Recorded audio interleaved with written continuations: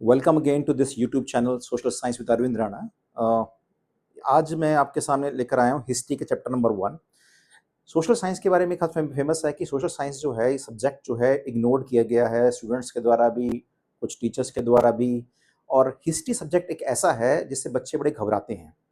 तो मेरी कोशिश ये है कि इस सब्जेक्ट को इंटरेस्टिंग बनाना, आसान बनाना और एग्जामिनेशन पॉइंट ऑफ व्यू बनाना, जिस हिसाब से सीबीएसई के एवेल्युएटर है, बच्चों को मार्क्स देते हैं, किन चीज़ों को कंसीडर करते हैं, तो उन पर मैं आज ध्यान दूंगा। और इस ध्यान का जो आज का मेरा बेसिक रहेगा वो चैप्टर 1 रहेगा। हिस्ट्री में बच्चों को ये चैप्टर सबसे ज़्यादा मुश्किल लगता है क्योंकि यूरोप के बारे में सारा है और यूरोप के बच्चों को नॉलेज थोड़ी कम है।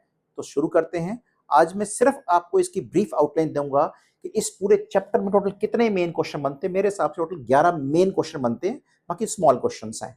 तो इन क्वेश्चंस के एक बेसिक एक आउटलाइन आपको मैं देता हूं जो हम इस चैप्टर में हमने करना है।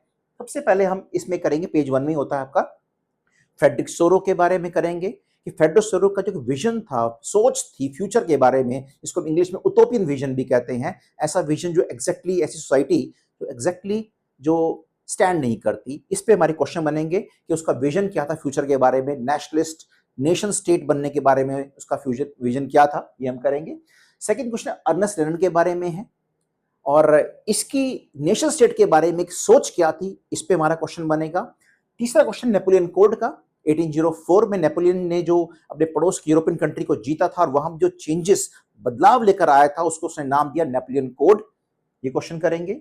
देन एक क्वेश्चन आएगा कि जो आफ्टर द फ्रेंच रेवोल्यूशन जो 1789 में हुआ था, उसके बाद जो फ्रेंच के रेवोल्यूशनरी थे वो पूरे फ्रांस में क्या चेंजेस लेकर आए, इस पर हमारा एक क्वेश्चन बनेगा। नेक्स्ट क्वेश्चन हमारा as of revolution.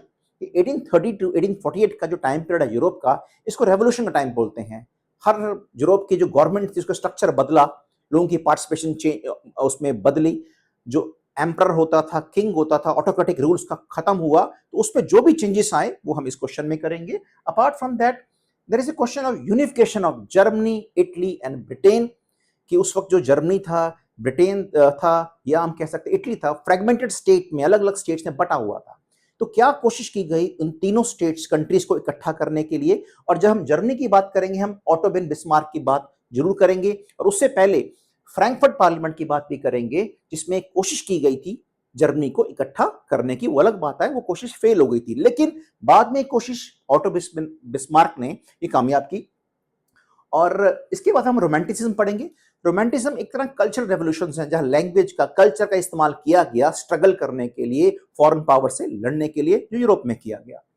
Greek war of independence है, इस पे हम करेंगे कि ग्रीक पर कुछ 3-4 सेंचुरीज पहले से, 1832 से पहले, जो 3-4 सेंचुरी पहले से वहां पे जो ऑटोमन तुर्की था उसका कब्जा था। ऑटोमन तुर्की का जो एम्पायर की पावर थी वो धीरे धीरे कम होनी शुरू हुई, और जब पावर कम होनी शुरू हुई तो जब ग्रीक के लोगों ने उनसे स्ट्रगल की, रिवोल्ट किया, and ultimately they got independence in 1832। हम ये क्वेश्चन भी करेंगे। Then role of women national struggle, जो नेशनल स्ट्रगल हुआ जैसे स्टार्टिंग की फ्रांस से हुई थी, तो उसमें विमेन्स का रोल क्या था, इस पे क्वेश्चन, क्या उनको राइट्स मिले कुछ, इस पे हमारा क्वेश्चन रहेगा। अगला क्वेश्चन है मैरियन एंड जर्मनी, जर्मेनिया। ये क्वेश्चन है, जो मैरियन था एक फिगर थी, विमेन फिगर थी, कंट्री के का नाम के हिसाब से हम भारत माता बोलते हैं, वो मैरियन बोलते हैं। फ्रांस में जर्मनी है, वो जर्मनी में है। इन पर हमारा क्वेश्चन बनेगा कि इनका रोल क्या था, what is the role in the prosperity of, in the struggle of France and Germany, इस पे क्वेश्चन बनेगा हमारा।